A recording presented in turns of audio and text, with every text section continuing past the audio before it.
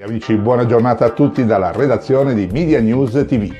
Nell'approfondimento odierno presentiamo il prossimo appuntamento con il calcio on the road Europe, che ci vedrà ancora una volta protagonisti a partire dal 29 giugno in Belgio, esattamente a Genk, città delle Fiandre, al confine con l'Olanda, dove saremo tra l'altro ospiti dell'emittente italiana Radio Internazionale, che da tanti anni trasmette programmi con bravissimi ed appassionati conduttori italiani trapiantati in quella regione, considerando fra l'altro l'altissimo numero di connazionali che si sono realizzati ed inseriti molto bene nel tessuto sociale e professionale nella città di Genk. Certamente faremo visita al club campione del Belgio, il Racing Genk. Tale società ha una delle tifoserie più appassionate del Belgio, con una media di circa 18.000 abbonati annui nel suo stadio, il Laminus Arena, sempre pieno con i suoi 25.000 posti a sedere. Dagli anni 90 il Racing Genk si è affermato come una delle squadre belghe di maggior successo, aggiudicandosi 4 campionati nazionali, 4 Coppe del Belgio e una Supercoppa nazionale. A livello internazionale ha partecipato per ben 2 volte alla fase a gruppi della Champions League. Nella stagione appena conclusa, in campionato, si è rivelata la squadra con una marcia trionfale dall'inizio alla fine, aggiudicandosi il 4º titolo nazionale con una giornata d'anticipo grazie al pareggio in casa dell'Anderlecht e al contemporaneo KO dei rivali del Bruges contro lo Standard Liegi. Vediamo insieme un servizio speciale che abbiamo dedicato proprio alla squadra campione del Racing Genk. Dalla regia può partire il nostro contributo.